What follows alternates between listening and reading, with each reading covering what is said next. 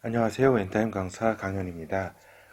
오늘 50강에서는 요한계시록 12강이죠. 승리하는 자에게 주어진 축복 3에 대해서 살펴보도록 하겠습니다. 그렇다면은 이제 우리가 이제 승리하는 자는 우리가 크게 이렇게 두 가지로 나눌 수가 있어요. 하나는 이렇게 순교자, 우리가 이제 전 3년 반 동안에 그 순교자에 대해서 많이 살펴봤잖아요. 전 시간에. 그리고 또 생존자, 그러니까 생존자로서의 승리자, 그리고 이렇게 믿음을 끝까지 지키고, 어떻게 보면은 순교자보다도 생존자가 더 힘들 수가 있어요. 얼마나 그때 이제 마지막 때 그 7년은 굉장히 고통스러운 기간이기 때문에 어떤 면에서는 환란 초반에 빨리 순교하는 게 더 나을 수도 있어요. 생존한다는 게 너무 힘든 일이죠. 그렇지만은 또 생존할 자는 생존할 것이고 또 순교할 자는 순교할 거예요. 이렇게 진짜 승리자라고 할 수 있어요. 둘 다. 누가 더 저기하다고 할 수가 없죠. 그렇죠. 그래서 이제 요번 시간에는 이제 주로 이제 후반에 이제 후반 중에서도 이제 초기에 이제 순교자가 많이 있을 거예요. 죽는 자가 많이 있고, 요 후반 동안에도 계속 이제 적그리스도는 이제 우리 성도들을 찾아가지고 이제 죽일 거예요. 그런 가운데서도 생존하는 자가 있다. 생존하는 자가 있다는 사실을 기억하셔야 될 거예요. 그래서 이제 본어로 들어가면 이제 적그리스도 제국 초반의 순교, 초반에 많이 순교를 이렇게 당한다. 그래서 이제 잠시만요. 초반에 적그리스도는 두 가지 특성을 둬요. 두 가지 특성. 하나는 우상 경배 체제예요. 우상 경배 체제.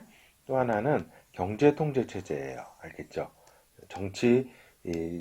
그러니까 정치 문화적으로는 자기한테 이제 우상을 세우고 그 다음에 이제 경제를 통제해가지고 이제 배급 경제를 이제 실시를 한다. 어떤 면에서는 요 경제 통제 체제는 좀 이해되는 측면도 있어요. 그런 어려운 때니까. 그런데 이제 우상 경배 체제 완전 이제 사단적이죠. 이거는 사단적이다. 하나님의 이제 완전히 반기를 드는 것이다. 여기에서 순응하지 않는 모든 자들을 죽여요. 알겠죠? 그래서 지금까지 살아남은 성도들, 그러니까 환란 이렇게 중간까지 이렇게 살아남은 성도들도 이제 대부분 이 성도들이 이 과정에서 이렇게 죽게 돼요. 여기 후 3년 반 초반에, 그렇죠. 후 3년 반 초반 부분, 요때에 많이 이렇게 죽게 된다. 요 사실을 우리가 기억해요. 그래서 요한계시록 12장, 요 12장은 어떤 부분이냐면은 이제 이스라엘이 이제 여기 요 전쟁에서 여기 중간 전쟁에서 패해서 광야로 도망간다 그랬잖아요. 그렇죠. 그러니까 이게 적그리스도가 이스라엘을 마지막으로 이렇게 이렇게 크게 한다 그랬잖아요. 이렇게. 그래서 보면은 그 뒤에 이제 이스라엘이 적그리스도한테 무너지면은 나머지 이렇게 아직 점령하지 못한 부분들은 뭐 금방 점령을 해요. 적그리스도가. 알았죠? 그래서 이렇게 광야로 도망가는데 이제 용이 이게 사단이죠. 여자에게 분노하여 돌아가서 여기서 얘기하는 여자라는 거는 이제 이스라엘이에요. 이스라엘을 여기서 이제 12장에서 나오는 여자예요. 그 여자의 남은 자손 곧 하나님의 계명을 지키며 예수의 증거를 가진 자들로 더불어 싸우려고 바다모에 섰더라. 그러니까 이게 뭐냐면은 용이 적그리스도와 함께 이스라엘이 이제 광야로 도망갈 때 막 이제 뒤쫓아요. 네? 적그리스도 군대가 사단하고 뒤쫓는데 이제 결국에 이제 사단이 막 이렇게 홍수를 내 가지고 막 이렇게 자연 현상을 이렇게 일으켜도 땅이 갈라져 가지고 지진이 이렇게 나는 것처럼 갈라져 가지고 물이 다 이쪽으로 들어가요. 그래서 이제 광야로 이제 유대인들이 다 이렇게 피하죠. 그리고 미가엘 천사가 지켜요.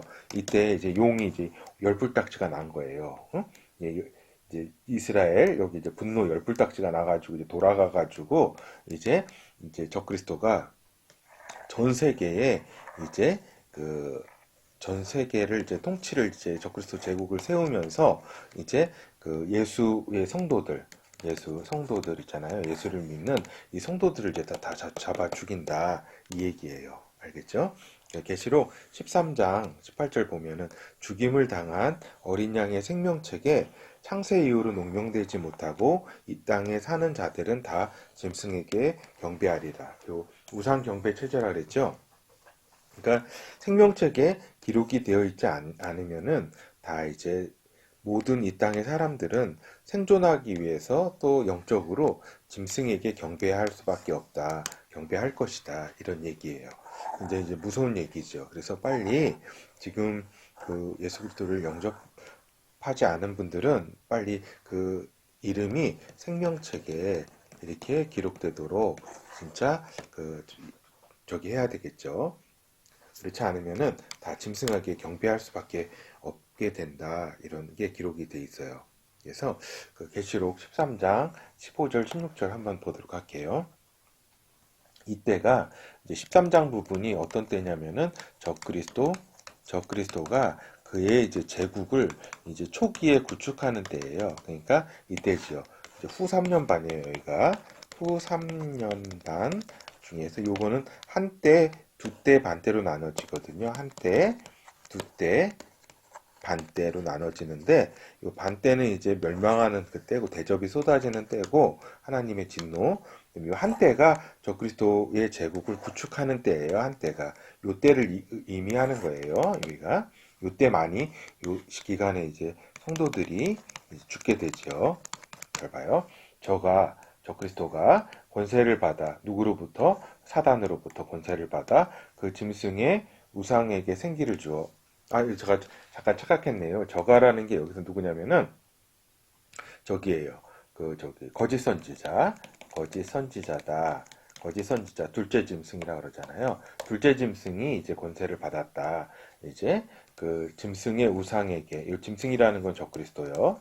적그리스도에게 생기를 주어. 그래서 적그리스도 우상을 만들고 생기를 주고 막 하는 이런 존재가 둘째 그 짐승 곧 그 거짓 선지자예요. 그때 나타날 알겠죠? 사단하고 적그리스도하고 거짓 선지자 여기 그래가지고 세 명이 그 악의 삼위일체라 그랬잖아요. 그래서 그 생기를 주어 그 짐승의 우상으로 말하게 하고 그러니까 거짓 선지자가 대단한 거다는 거 알 수 있겠죠. 또 짐승의 우상에게 경배하지 아니하는 자는 몇이든지 다 죽이게 하더라. 그러니까 완전히 이제 적그리스도 그 앞잡이 노릇을 한다. 완전히 전면에 나서서 거짓 선지자가 이게 둘째 짐승인데 이건 이제 나중에 심화 과정에서 이런 존재에 대해서 좀 깊이 들어가서 살펴볼게요. 여기서는 이제 그 대략만 알면 되니까 거짓 선지자가 모든 자, 곧 작은 자나 큰 자나 부자나 빈궁한 자나 자유한 자나 종들로 그 오른손이나 이마에 표를 받게 하고 누구든지 이 표를 가진 자 외에는 매매를 못하게 하니 이 표는 곧 짐승의 이름이나 그 이름의 수라 그 지혜가 여기 있으니 총명 있는 자는 그 짐승의 수를 세어보라. 그 수는 사람의 수니 666이니라. 그렇죠. 그래서 지금 이제 그 거짓 선지자가 이제 앞잡이 노릇을 하면서 이제 우상 경배 체제를 이렇게 만들고 또 이렇게 그 표를 이제 베리칩이라고 볼 수도 있고 또 통제칩이라고도 볼 수 있고 또 하나 그 본질적 의미는 저번에도 말씀드린 것처럼 사단 그리고 적그리스도의 인이다. 그러니까 즉 그 사단과 적그리스도가 주인이고 그 노예다. 그 노예라는 인증 마크다. 인증 마크. 요게 이제 본질적 요 표의 본질적 의미라고 했어요. 그래서 이 표를 받게 되면은 결국 그 이들을 따라서 그 불못에 들어갈 수밖에 없는 존재가 된다. 이렇게 말씀드렸었습니다. 그래서 요 표 절대 받으면은 안 된다는 거 알겠죠? 요 표로 매매를 하고 이렇게 하니까 이제 통제 경제를 이제 실시를 한다.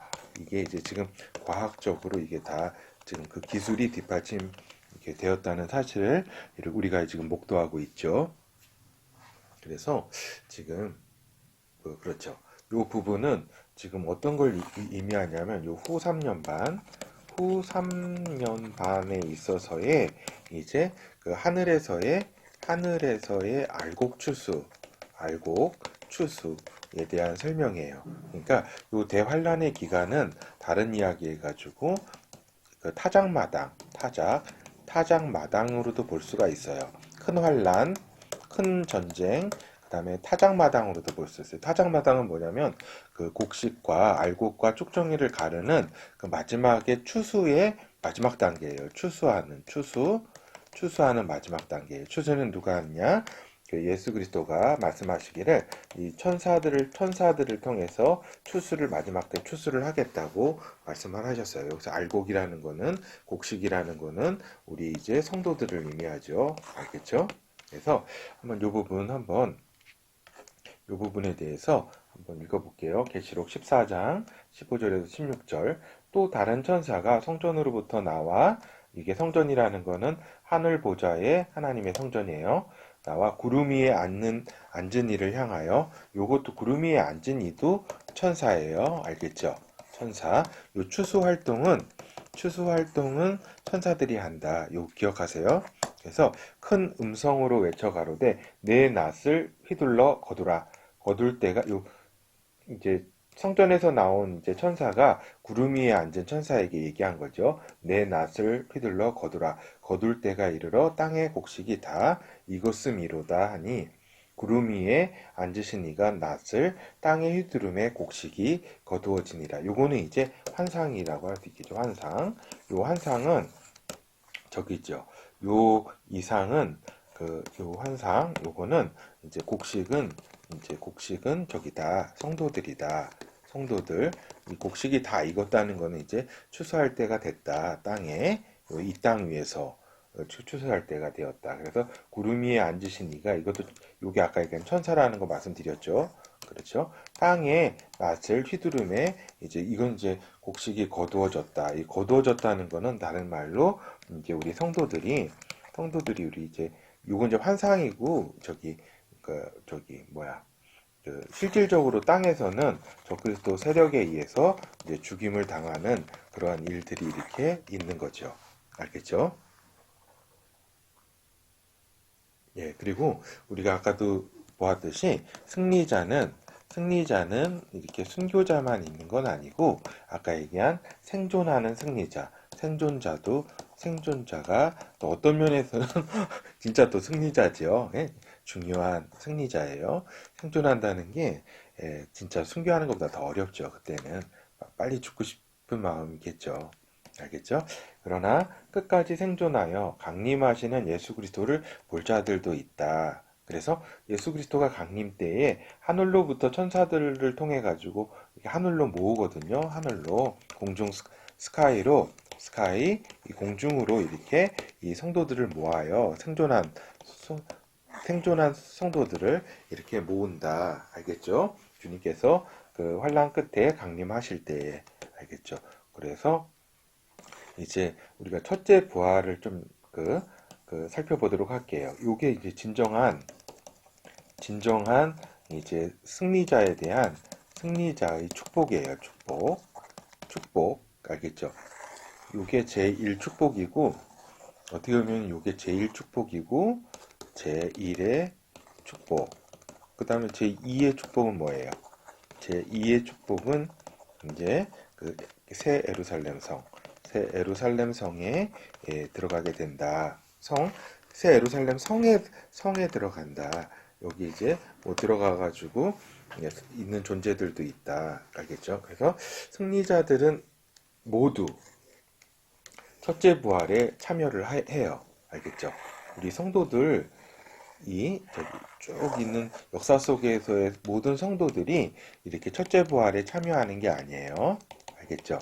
그 일부만이 첫째 부활에 우리 이렇게 인류사가 이렇게 쪼개가지고 끝났잖아요. 그럼 첫째 부활에 참여하는 자는 일부인데 우리 여기 승리자들은 모두 첫째 부활에 참여한다. 그럼 이 승리자는 어디서부터냐? 그렇게 볼 때에 예수 그리스도 이후로 그 승리자를 의미한다. 이 말씀 좀 드리고 이 첫째 부활은 왜 그러면은 부활을 하느냐? 말씀드렸다시피 메시아 나라, 메시아 나라에 이제 들어가서 살기 위해다. 메시아 나라가 이제 저기 어떤 새로 환경을 이제 메시아께서 바꾸시잖아요.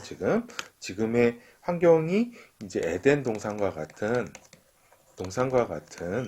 환경으로 바뀌는데 첫째 부활은 이러한 이제 그 환경에서 사는 이제 업그레이드된 육체지요. 그러니까 하늘 보좌에서 먼저 첫째 부활이 있어서 주님과 같이 오고 요 땅의 생존한 승리자들이 이제 하늘로 올라가서 이제 변화체를 입죠.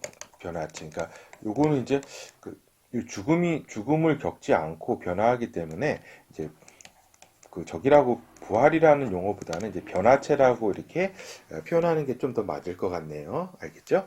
그래서 그렇지만 결국에는 요 첫째 부활을 의미한다. 그것이 요 변화체로 변하는 것도 첫째 부활의 일종이다. 그렇죠? 그래서 보면은 예수 그리스도의 강림 때 승리자들의 만남 알겠죠? 뭐냐면은 방금 말씀드린 것처럼 우리 순교자라든가 초대교회부터 쭉 이렇게 승리자들이 있을 거 아니에요. 승리자들은 하늘 보좌에서 주님 강림하실 때 그때 이제 부활을 하잖아요.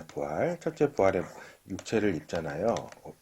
그래서 같이 이렇게 오잖아요. 이렇게 땅으로 오면서 이제 땅에 있었던 생존자들, 땅의 승리자들이 같이 이렇게 공중에서 만나잖아요.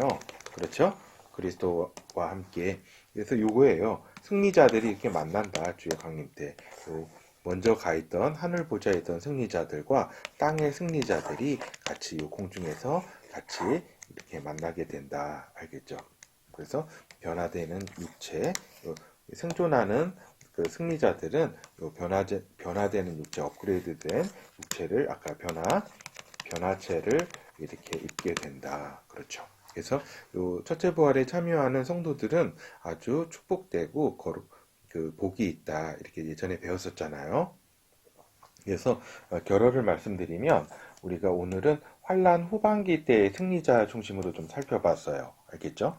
그래서 여기가 이제 후 3년 반, 후 3년 반은 그러니까 한때, 두때, 반때 이렇게 나눠진다 그랬잖아요. 그런데 여기 이제 한때 부분, 적그리스도 제국을 구축하는 초기에 많은 우리 성도들이 이제 순교를 당한다. 그렇죠? 순교를 하고 그 다음에 여기에 이제 요 기간 동안에도 이제 적그리스도는 우리 성도들을 이제 잡아 죽이기 위해서 막 팀 같은 것도 구성하고 막 그러겠죠. 막 드론 같은 것도 사용하게 되고 막 그런 게 막 하겠죠. 그래서 결국 제가 지금 말씀드리는 거는 저기 있죠. 저번에도 말씀드렸지만 생존하는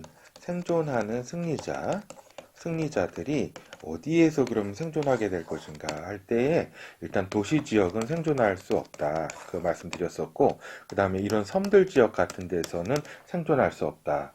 도시 지역에서 문명화된 곳에서는 생존 불가능. 그 다음에 섬이라든가 이런 데서는 생존할 수 없다. 왜냐면은 환란이 너무 극심하기 때문에 이 섬 같은 건 막 가라앉고 막 엄청난 이 지구 대격변들이 막 이렇게 이 땅이 막 갈라져서 이동하고 막 하기 때문에 이런 섬 같은 데서는 생존할 수 없다. 이런 건 사실 알아두셔야 되고 또 이렇게 바닷가 같은 데서는 생존할 수가 없다. 왜냐면은 엄청난 해일과 지진과 이런 것들이 바닷가 중심으로도 이렇게 쫙 이렇게 다 물들이 밀려오고 막 소행성 같은 게 떨어지면서 막 저기 하기 때문에 이렇게 바닷가 같은 데서도 이렇게 생존할 수 없다는 사실을 잘 기억해 두세요. 지금 도시 같은 데 안 된다, 섬 같은 데 안 된다, 바닷가 같은 데 안 된다. 이런 데 있는 성도들은 그때에는 이동을 해야 된다. 이동을 해야 되는데 어떤 곳으로 이동해야 되느냐? 그렇죠? 제가 말씀드리면은 이제 문명화된 곳과 그 다음에 광야의 어떤 림 지역, 그 중간 지대 있잖아요. 그곳이 이제 생존 확률이 이제 크다. 이 말씀을 전에 드렸었습니다. 알겠죠? 완전히 광야로 들어가게 되면은 이렇게 먹을 곳이 없기 때문에 각 문명화된 곳에서 물건을 또 어떻게 보면은 가지고 와야 되고 막 이런 것들이 있죠.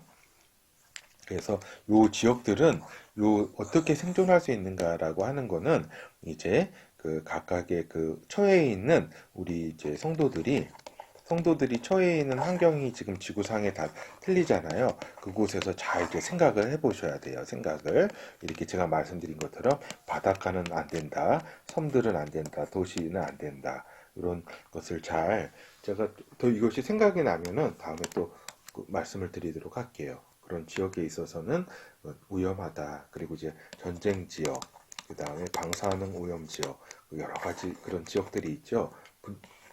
전쟁이 확실한 이런 지역들이 있고, 그래서 이제 그렇죠. 이런 것들을 잘 생각을 좀 해야 돼요. 알겠죠? 예. 그리고 이제 적그리스도의 그래서 이제 보면은 적그리스도 세팅 초기에 대량 학살이 이렇게 있다. 그러니까 어떻게 보면은 제일 좀 불쌍한 존재가 이제 그 성도가 아니면서 또 이렇게 적그리스도 체제에 또 저항하는 사람들이 또 있을 거 아니에요. 그런 사람들이 제일 좀 불쌍하죠. 그렇죠. 그렇죠. 빨리 차라리 이렇게 성도가 돼서 응? 어떤 그리스도의 제자로서 또 양으로서 살아가는 게 차라리 죽더라도 그렇게 낫죠. 그래서 끝까지 생존하는 승리자가 또한 있다. 그렇기 때문에 주님께서 이렇게 하늘로 강림하실 때 하늘로 모으시잖아요. 하늘로 모으시는데 그래서 또 그렇게 끝까지 생존하는 자가 있고 어쩌면은 이 생존자가 이렇게 순교하는 것보다 더 어렵다. 더 어려울 수 있다.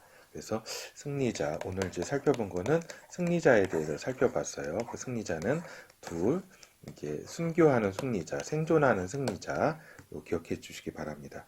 감사합니다.